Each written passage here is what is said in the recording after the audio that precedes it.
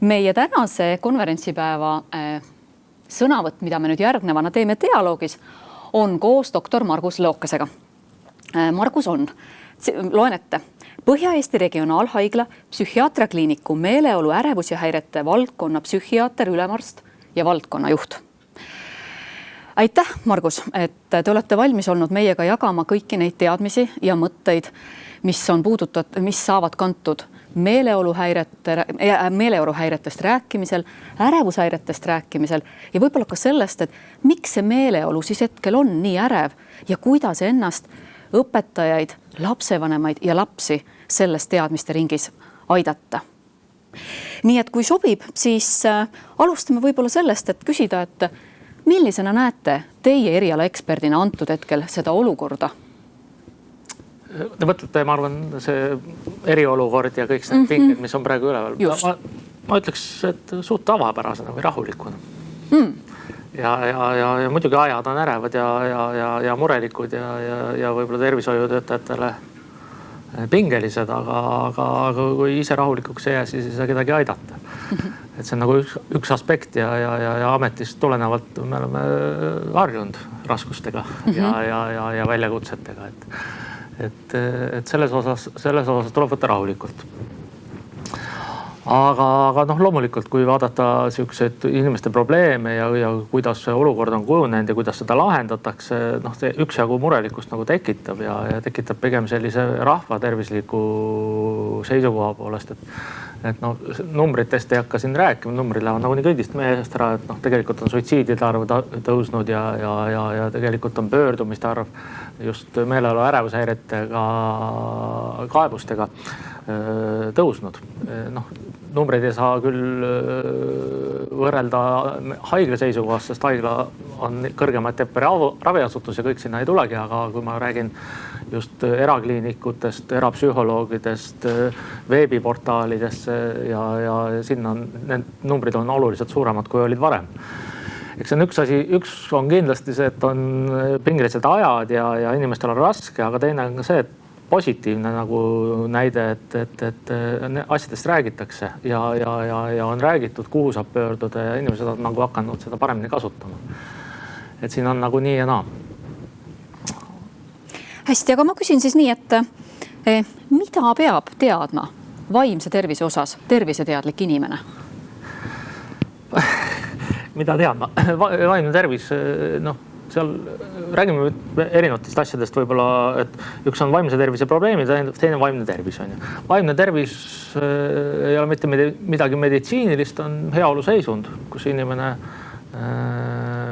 on ise endaga heas kontaktis, tunneb ise ennast rahul olevana, tuleb igapäeva pingetega vabalt toime, on produktiivne tööelus, sotsiaalses elus, kultuurilises elus. Et see on vaimne tervis, mida me defineerime niimoodi ja vaimse tervise häired, mida sageli kutsutakse psüühikahäireteks, on siis mis tahes rikked, mis meil takistavad sellises heaolu seisundis viibimist. Aga teeme siis need rikked selgeks, et kas näiteks see, et kui mul ei ole hea meeleolu, kas see on rike, kas ma peaksin selle pärast muretsema? Ehk et ma saan aru, et erakordne aasta võib, et on meie meeleoludesse paljudele toonud võnkeid. Ehk kus meie vaimne tervis ja tervise heaolu on olnud küsitav meie enda jaoks, et pagan, ma muretsen, ma tunnen hirmu. Et kust maalt see nagu normaalne on, et nad meil kõik ikkagi kaasas ja alles on? Sealt tulebki huvitav piir psühhiaatria ja muu meditsiini vahel. Meil selliseid käega kasutavaid piire ei olegi.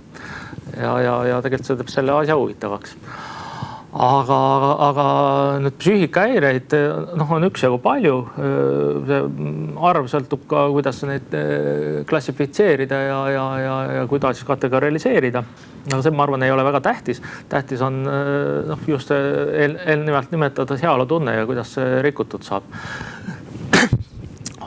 Nüüd enamus psüühikahäired erinevalt muu kehalise tervise probleemidest on sellised, et meil ei ole midagi juures. Meil ei ole organismis ühte võõrkeha viiruse näol või bakteri näol või ei kasva seal midagi liigset või on süda elektriliselt paigast ära ja ennast märku.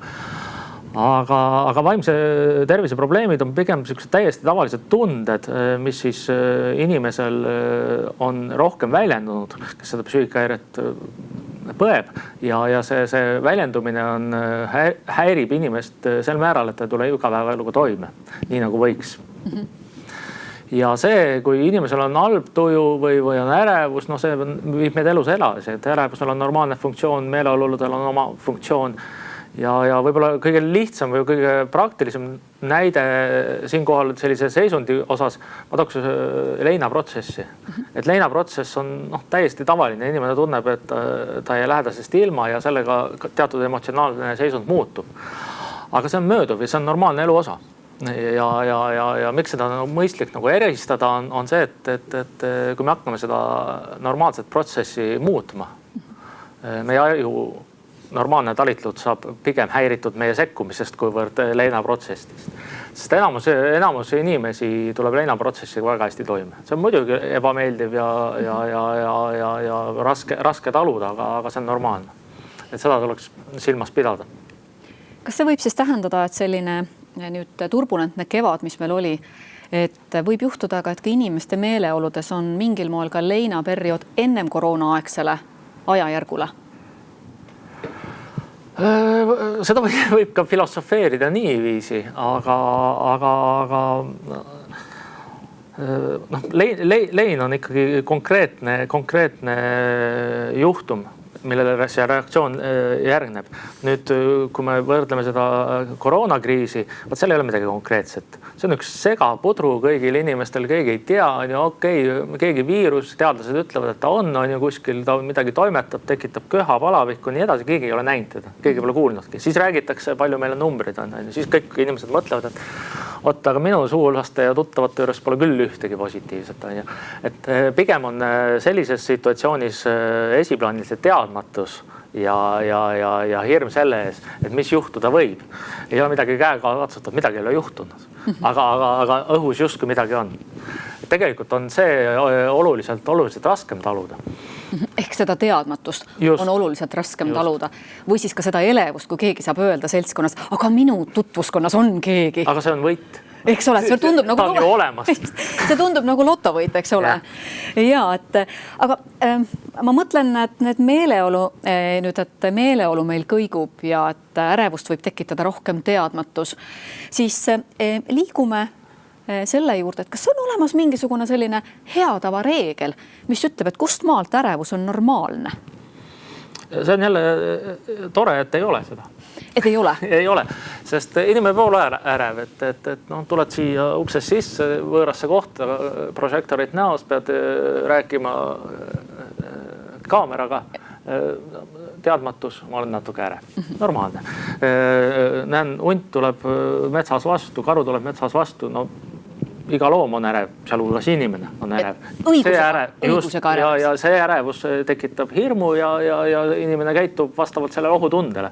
Kui seda ärevust ei ole, siis ei teki ka ohutunnet ja siis on see lõpe natukene kurvem. Aga kui on ärevus segab meie normaalset funktsioneerimist, kui me enam tõesti, kui ma oleks ukse peal näiteks ringi keeranud ja tööle tagasi läinud sellepärast, et mul süda puperdab ja peas on muremõtted, siis see oleks juba käsitletav rikkena. Ehk et kui ma suudan ennast selle olukorras tajuda, et evolutsiooniliselt on mulle ärevus ja meeleoluhäired olulised selleks, et ma saaksin jätkata eksistentsi. Ning kui ma näen, et ma ei takistu oma töödes ja tegemistes, nende häirete üle ma suudan kontrolli hoida, siis võib öelda, et täitsa õigustatud siin veel istuma. Eks? Aga kuulge, lähme nüüd lasteaeda ja mõtleme selle peale, et lasteaias on meil lapsed, kes on kevadel saanud teada, et on reeglid ja piirangud ning sügisel alustas ka esimene rühm ju 3-aastaseid, kes teavadki, et nad ei saagi koos vanemaga lasteaeda minna. Kuidas seal võib lasteajus siis olla selline võnkumine ja võib, et teil on ka praktilisi soovitusi, kuidas rühmas õpetajad saaksid nende lastega paremini hakkama. Jah, mul kahjuks enda lapsed on natuke suuremad, aga ega nemad algul nautisid seda olukorda ja siis üsna pea enam ei nautinud. Aga kui me räägime teadmatusest, siis 3-aastasel lapsel on see teadmatus veel suurem. Õnneks on ta selline, et ega ta ei teagi midagi karta ja oodata, et tema teadmatus on vähe niimoodi teistsugune kui meile täiskasvanud inimeste teadmatused ja võib-olla ma arvan, pigem on see raskuskese seal see, et kõik inimesed võtavad seda asja erinevalt ja keegi inimene kõik ei saa ühtemoodi asjast aru, et see segadust on nii palju ja vaesed lapsed, kõik need lapsevanemad kõik kuidagi serveerivad neile, et mis see olukord nüüd on. Ja kui see inimene ise, kes seda serveerib, ei saa asjast aru, no see läheb veel lapsele veel segasemaks. Ja nüüd kujutame seda lasteaiarühma ette, kui on lasteaias, ma arvan, on 15 last on ju umbes ja on õpetaja ja seal on 15 lapsel on igal ühel erinevad vanemad ja igaüks on serveerinud selle situatsiooni lapsekesele kuidagi erinevat moodi. Et eks ta üks suur väljakutse on. Aga kuidas sellega toime tulla on nagu ikka ärevuse ja probleemidega toime tulla, elada normaalset elu. Et jääda ikkagi just laste ees ja laste silmis võimalikult rahulikuks ja mis nüüd kooli eelikutesse lastesse puutub, muuta asi mänguliseks. No kujutame ette, ma olen rühma ees, ma tunnen, et süda puperdab, ühtegi sõna ei tule ja kuna ennem just siin ajuteadlasest Jaan Aru rääkis nendest, et andekus, nutikus ja jäärapäisus peavad lastele jääma ehk et kujutame ette, et umbes 6 jäärapäist ajab seal oma juttu. Ma olen rühmaõpetaja, ma tunnen, et mul on pulss, nagu öeldakse, nagu võitleb 100-ga. Et kas on mõni selline tõesti nipp, kus te võitegi öelda, et vot kui neid paari asja kasutada, teame me, et inimene suudab ennast tasakaalu kiiremini tagasi viia? Ja kõige lihtsam nipp, mida ma arvan, enamus inimesi on kuulnud, sügav hingamine. Ja just välja hingamine, et see on oluline. Et kui me lähme kitsamalt juba psühhoteraapia meetodite juurde, siis klassikaline psühhoterapeutiline nipp ärevusega toime tuleks on paberkotti hingamine. Et see on selline klassikaline, aga loomulikult ei hakka keegi seda tegema rühma ees. Miks mitte? See loob, ma arvan, toob lastesse palju nalja. Karlsson ütles ka, paberkott on palju parem kui präänikud või kotletid, et sellega saab pauku teha. Aga jah, igaüks peab endale ise leidma sellise mooduse ja see tegelikult ei ole midagi rasket. Lihtsalt tuleb võtta aeg. Hästi, ehk et hingamine. Kindlasti võtta aeg ja ma olen ka aru saanud, et kui ma vaatan kusagile, üks tore tehnika on rohelise täpi tehnika, et leia kuskilt kaugelt midagi, mis on üks roheline täpp, mis justkui nagu maandaks ära. Ja ka see silmapilk, mis enda jaoks tundub mäekõrgune aeg, on teiste jaoks 2-3 sekundit. Ja see väärtust, milles me suudame luua läbi korraks tasa jäämise, no see on ju ka rühmaõpetajate vana nõks, et jää korraks tasa ja kükita ja ilmselgelt läheb kõigil kohe huvitavaks, mis asja sa seal teed. Just. Aga võib-olla kõige lihtsam on jääda ise ennast rahulikuks. Et ma nii võõraste laste kasvatamisega nii väga ei ole kokku puutunud, aga ma kujutan ette, et kui seda protsessi võtta loomulikuna, siis on ka seda üleliigset ärevust, eriti stressisituatsioonides palju vähem. Et oluline endas sisemine rahu ja tasakaal leida ja kõik laheneb palju lihtsamalt. Ja mis me nüüd, kui me räägime sellisest ärevast situatsioonist, mis inimese organismis toimub, üks on see, mida me tunneme, süda peksab, õhku ei ole, peopesad on igised ja lihased on kuidagi krampis. See on see, kuidas aju suunab keha toime tulema. Raskes olukorras tuleb kokku hoida. ja kiiremini süda tööle, siis veri ka ringleb kiiremini. Aga mis teeb aju? Aju hakkab seal ketrama täiesti irratsionaalseid muremõtteid ja samamoodi karussellina ja sellest on väga raske nagu lahti saada. Et me peame sekkuma sinna kuskile vahele. Et kõige lihtsam on sekkuda ongi sinna muremõtetega, et mitte neid mõelda, et jääda sellises situatsioonis rahulikuks ja siis kui neid ei ole, siis ei tule ka kehale signaali, et nüüd tuleb kiiremini süda tööle panna, tuleb natuke higistada, kokku hoida. Kui seda ei ole, siis ei ole ka ajule omakorda tagasisidet, et kuule, nüüd on organismis midagi halvasti, on ju, et nüüd on ikka tõeline mure käes, et siis aju hakkab jälle muretsema ja see omakorda annab kehale jälle signaale. Et me saame seda sellise liigse muretsemisete rahulolekuga saame seda negatiivset ringi tegelikult lõhkuda. Ja ma saan ka aru, et üks võimalustest seda negatiivset ringi lõhkuda on ka see, et võtta paber ja pliiats ja panna kirja, aga mis siis muretsema ajab? Ja, see on sellised klassikalised võtta. Eks ole, ehk et mõnikord on ju vahva ka rühmas näiteks, kui rühm lasta joonistama ja ka ise joonistada koos nendega. Vast nad veel ei oska lugeda ja pannagi endast kirjutama, aga mis mind muretsema ajab? Ja ma arvan, et juba 4. muremõtte juures see naeratus lihtsalt saades kontakti vaadates, et tada, päriselt või? Et paber prügikasti ja täie rahu ja naeratusega edasi. Nii on jah. Ja kujutan ette sealt 4. juures juba vaatasid, et kuule täitsa absurd. Eks absoluutselt, et võiks ju arvata. Et nii ta enamasti ongi ja kui me nüüd mõtlemegi ärevusega kaasnevaid muremõtteid, need reeglid on irratsionaalsed. Ja ma saan ka aru, et nii palju, kui ma olen teaduskirjandust lugenud, on nad ka korduvad. Just. Ehk et nad sõidavad meile sisse korduvalt. Et kas see äkki oli see kogemus, et 60 000 mõtet ööpäevas ja neist umbes 60–80% korduvad?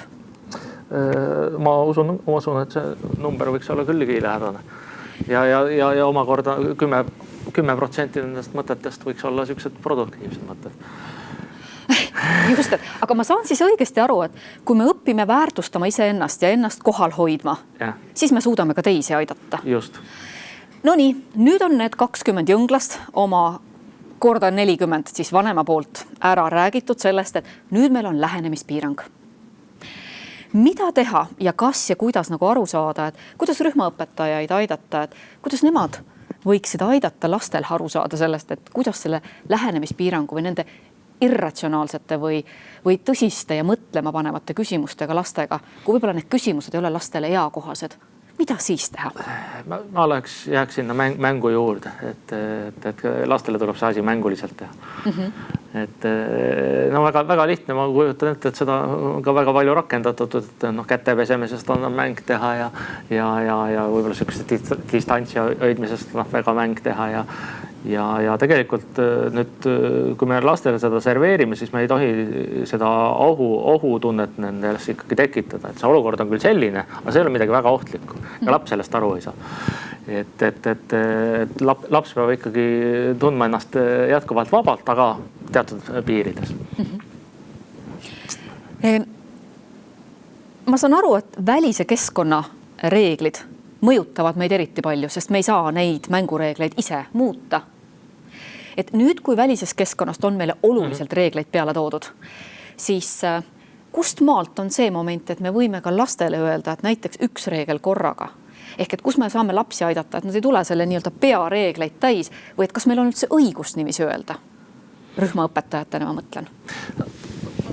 Ma tahaks küll uskuda, et kui me rühmas lapsed on, siis nemad tunnevad ennast seal vabalt, et nendel seal nüüd mingi erilisi reegleid ei ole ja õnneks on meil need piirangud jätnud ka selle aspekti puutumata. Et ma väga isiklikult loodan, et ka koolid ja kõik huviringid on ju natuke vanematele lastele küll jäävad avatuks ja sisuliselt ka muutmata. Et ma usun, et lasteaias ei peaks nagu sellise asjaga üldse tegemist tegema. Hästi. Aga ütleme nii, et kui juhtub, et mõni kas siis ülereageeriv või hirmutavalt reageeriv perekond on terve rühma mikrokliima katki löönud. Näiteks ma mõtlen seda, et vanematel on Facebooki grupid. Sealt liigub info väga palju kiiremini. ja et mõnikord paisutatakse mõni mäng suureks, et kuidas siis rühmaõpetaja hakkama võib saada? Oi, see on selline igipõline küsimus, et ma mäletan, kui iga jumala kord, kui sügis kätte jõudis, siis oli seal nii-öelda nendes gruppides ja foorumites oli mõni ema, kes ütles, et issand küll, mis selle õpetajale arus on, et saadab lapsi sihukese ilmaga õue. On ju. Et ma arvan, et nüüd on sellised teadjad ja tarka inimesi, nii-öelda tarkasid inimesi veel rohkem ja need arvajaid, õpetaja peab jääma rahulikuks. Ma võrdlen natuke pedagoogi ametit arsti ametiga, et arst saab samamoodi, nõudmised on kõigil tohutud ja peab seda müra ja seda on nii palju, aga seal tuleb see müra leida ühest kõrvast sisse, teisest kõrvast välja trajektoori. Et me ikkagi teame, mida me teeme ja kuidas me teeme. Et see on kõige tähtsam. Ja kui seda aspekti silmas pidada, seda mitte unustada, siis kõik muu tuleb lihtsast. Ja ma kuulen siin ühte helisevat sõna ja see on ametiau. Ja ma kuulen ka, et arstidel on see ametiau endale meelde tuletada, et meil tõesti mõninga kommunikatsiooni osa jaoks ongi 2 kõrva vajalikud. Nii on. Et seda on rõõmus siin rääkida, ma saan aru, et kui ma rühmaõpetajana ennast igapäevatöös ette kujutan nendes just kriitilisemates situatsioonides, siis ma küsin teie käest, et mis te arvate, kas on hea tava, kui me võime ka lapsevanematele kirjas kirjutada, et hoida seda distsipliini või rahu teatud info käsitlemisel? Et kas rühmaõpetaja võiks seda üldse teha või öeldakse kohe selle peale vastu, et kuule, ega sa mingi psühhiaater ei ole, et sõna tuleb? Ja vaata, seal on jah see aspekt, et idee poolest on see väga mõistlik ja väga hea. Aga me ei tea, kuhu me selle suuname ja kuidas need inimesed sellega toime tulevad. Et nii palju kui on inimesi, nii palju kui on arvamusi. Ja mida rohkem sa sõna võtad ja mida rohkem sa oma arvamust avaldad, seda rohkem on seal vastaseid. Et kui meil ei ole midagi väga selget ja väga konkreetselt öelda, siis pigem nagu tasuks ütlemata jätta või anda selline natuke võib-olla poliitiline või demagoogiline vastus. Et jah, et seal võib sisalduda siukse varjamatu oht. Hästi aus ja hästi siiras, et te selle välja tõite, sest mõnikord tahaks. Aga siis see moment, et mis see info pärast peale minu send nupu vajutamist edasi teeb või kuhu lehekaanele ta jõuab. Et seal kindlasti on mõtlemise kohta. Aga ütleme siis nii, et aga mis siis saab, kui see muretunne kehas ei lähe üle? Kust küsida abi või kuidas käituda, kui inimene tunnebki, et tema meeleoluhäired või ärevushäired hakkavad teda segama, ta ei suuda teha teatud normaalseid funktsioone, millest me alguses rääkisime? Seal on väga palju kohti, kuhu pöörduda. Et kui see asi on nagu väga kliiniline ja inimene on väga meditsiiniusk, siis on lihtne. Alustad perearstist, isegi psühhiaatrile võib otse pöörduda, kui mõistlikum on perearsti kaudu, siis saab abile kiiremini lähedale. Mõni läheb psühholoogi juurde, mõni läheb naabrinaise juurde, mõni läheb abikaasa, vanemate, kelle iganes juurde, arutab neid asju. Mõni läheb kirikuõpetaja juurde. Ja kõik need kohad on õiged kohad. Ja peaasi, et see inimene, kelle poole pöörduda, kuulab ära, mõistab ja oskab mingil määral ikkagi aidata. Aga kui nüüd kitsamalt rääkida, päris nagu kui me ravi poole pöördume, siis tõesti see esmane koht peaks olema perearst või isegi tänapäeval pereõde. Et pereõed saavad suhteliselt head koolitust koos perearstidega ka, kuidas vaimse tervise probleeme toime tulla ja kuidas esmaseid abivõtteid kasutusele anda. Nendel on omad ravijuhised, neil on omad algoritmid, mida nad järgivad ja teevad seda väga edukalt. Ja edasi siis sõltuvalt sellest, kui tõsine see probleem on ju, kas siis saadakse seal perearstikeskuses hakkama, suunatakse psühholoogile või psühhiaatrile. Aga jah, siis mis veel? Ootaks võib-olla seal abi osas ka nii palju, et ma ei tea nüüd küll, kui palju pereõed ja perearstid seda tööd jõuavad teha, aga nüüd psühhiaatrina, mida ma näen, on kõige olulisem on see tagasiside inimesele, kellel on probleemid. Et mis need probleemid on? et no mis tähendab ärevus, mis see depressioon on ja mida see endaga kaasa toob, kuidas see toimetulekut segab. Et need asjad tuleb inimese jaoks lahti mõtestada nii, et inimene nendest aru saab. Kui inimene saab sellest aru, see on pool võitu. Ja mis tahes sekkumine sellele järgneb, on see edukas. Kui see pool jääb tegemata, inimene ei saa aru, okei, lähen kohale, midagi ta ütles mulle, ma pean seda mingi tableti võtma, lähen koju diivanile, lasen nipsuga tableti põske ja neelan alla, siis ei muutu miski. Et selline teadvustamise pool on kõige olulisem igasuguse sellise psühhiaatrilise abi suhtes. Nüüd, kui inimesel on tõesti selline raske kliinilist käsitlust vajav psüühikahäire või vaimse tervise probleem, siis laias laastus jagatakse sekkumise või abisuunad 3. Üks on see, mida inimene ise teeb, ehk siis elementaarsed eneseabivõtted. Üks oli meil siin räägitud roheline täpp ja paberkott on ju, ja need nippe on veel ja veel ja veel. Aga võib-olla rääkimata on selline elustiili muutmise olulisus, mis on meeleolu ja ärevushäirete ja üldse vaimse tervise hoidmisel äärmiselt olulised. Inimene kui tervik ja inimese vaimse heaolu nõuab aktiivsust. Inimesel peab olema päevarütm, ta peab olema normaalselt funktsioneeriv, hommikul ärkama, tegutsema, vahepeal puhkama, siis jälle tegutsema, füüsiliselt, sotsiaalselt, vaimselt. Nüüd järgmine etapp on järgmine asi, mida inimene saab muuta, on unerütm. Et vaadata üle, kuidas ikkagi see magamistuba välja näeb ja millal ma ikkagi täpsemalt magama lähen. Sest inimese uni on bioloogiliselt reguleeritud, see on hormonaalselt ajutasandil reguleeritud. Ja see rütm päevalõikes on kõigile inimestele enam-vähem sarnane. Ja see eeldab seda, et inimene peab enam-vähem samal ajal magama. Ärkleb iga päev samal ajal enam-vähem ülesse. Magamistuba peab olema pime. Magamistuba peab olema vaikne. Tunnike 2 enne magamaminekut ei tohiks vaimset pingutust nõudvaid tegevusi sooritada.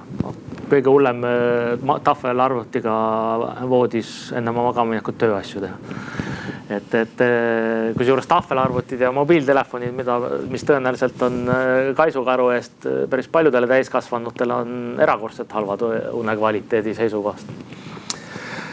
Aga kõik need asjad tuleb paika panna. Nüüd järgmine asi, mida inimesed ise muutma peaksid ja saaksid väga lihtsalt teha, on toitumine. Et toitumisel on oluline roll meie organismi talitlusel. On see kehaline talitlus, aga ka tegelikult vaimse tervise aspektid on väga olulised. Et mida vältida, klassikalist nii-öelda rämpstoitu ei tohi, ehk siis liiga magusat, liiga paljude süsivesikutega ja liiga rasvast toitu. Ja kokkuvõttes üldiselt sellist ühekülgset toitu tuleb vältida. Toit peab olema mitmekülgne. Toidus peab olema piisavalt juurvilju, puuvilju, aga samas ka loomset valku. Ja eriti oluliseks just vaimse tervise seisukohast ja ajutalitluse seisukohast peetakse kalarasvasid. Et juhul, kui üks või teine toitaine jääb menüüst välja, näiteks talumatuse pärast või lihtsalt ei maitse, siis oleks mõistlik teatud asjad asendada. Näiteks omega rasvahapped, klassikalised kalakapslid, aga tänapäeval on need natuke parema maitsega versioone ka olemas. Et on sellisel juhul mõistlikud. Ja võib-olla lisandina veel, mis aspekt on, kui inimesed vähe liiguvad, eriti talvisel perioodil on D-vitamiin jälle ka seotud vaimse tervisega. Nii et toitumine järgmine aspekt, mida muuta. Siis võib-olla 4. selline oluline aspekt on aktiivsus. See käib ka selle päevarütmiga kaasas, aga inimene vajab 3 tüüpi aktiivsust. Üks on füüsiline aktiivsus ja see füüsiline aktiivsus peaks olema erinev sellest, mis on päevatöö. Et okei, võtame praegu on lasteaia pedagoogide juures. Sehkendamist on kui palju, ma kujutan ette, et see päevane sammuarv on seal päris muljet avaldav. Aga õhtu peaks see aktiivsus olema teistsugune. Teised lihasgrupid ja teistsuguse sellise intensiivsusega. ja noh, siin on jälle kellele see, kellele teine asi. Nüüd teine aktiivsus, mis on oluline, on vaimne aktiivsus. No jälle pedagoogid on vaimselt aktiivsed, arstid on ka vaimselt aktiivsed. Aga see vaimse aktiivsuse all ma pean silmas pigem kultuuriline, enesearenduskomponent, muusikalisus. Kusjuures nüüd ma ei tea, kas Jaan rääkis muusika mõjust. Ei veel. Ei rääkinud, on ju. Et lapse arengu seisukohast kaks kõige ma ütleks, kaks kõige olulisemat aspekti on sport ja pillimäng. Ja pillimängudest just keelpillid ja klaver. Ja just selle mõttega, et keelpilli mängimine ja klaveri mängimine haarab endas kõige rohkem erinevaid ajupiirkondi ja aktiveeritakse selle läbi. Et ma usun, et kõik kasvavad organismid ja mitte kasvavad ka. Nendel tuleb, et muusika loomine kasuks. Kas oskad seda või mitte, see ei ole tähtis, aga veel sa sellega tegeled. Et see protsess on oluline. Just, ajutalitluse mõttes. Ja nüüd aktiivsustest veel edasi, nüüd on see sotsiaalne aktiivsuse pool, et sotsiaalne aktiivsus on suhtlus. Nagu me siin räägime omavahel ja räägime kõigi teistega, et see on äärmiselt oluline ja noh, see pool on küll, on ju, mida nüüd kevadele vaadates sai kõige suurema paugu. No vähemalt minu silmis on ju, et kui räägiti seal sotsiaalsest isoleerimusest ja nii edasi, on ju, võt see termin oli on ju selline, siis oli totaalselt vale. Et sotsiaalselt peab inimene aktiivida olema ja suhtlema peab ja suhtlema lähedastega, võõraste inimestega, nende inimestega, kellega huvid kattuvad, nendega, kellega kattu, nii edasi, et sotsiaalne suhtlus on oluline. Ja kui me räägime vaimsest tervisest rohkem, siis see sotsiaalne suhtlus peab olema pigem selline, mida me ütleme, et vaata ära mine oma muresid kurtma. Et see ei ole see, et sotsiaalse aktiivsuse ajal me pigem jätad mured sinna paika, räägid muust asjast. Nii, ja aktiivsus, ja lõpetame, mida ei tohiks olla enam juures, mis menüüs tuleb siis stressisingimustes või vaimse tervise kaitseks välja lülitada, on meelemürgid. Alkohol ja mis tahes muud tänapäeval kätte saadavad ained. Ja alkohol just, alkoholi tõenäoliselt ühiskonnas me välja ei lülita, aga alkoholil on oma roll, tema roll on sotsiaalsus. Ja alkoholi probleem on kõige selgem siis, kui hakatakse midagi parandama sellega. Et näiteks hästi vale siuke lähenemine on see, et pagan, nii vastik, raske päeva, need lapsed ajasid mind marru ja esimene asi lähen koju, võtan ühe trinksi.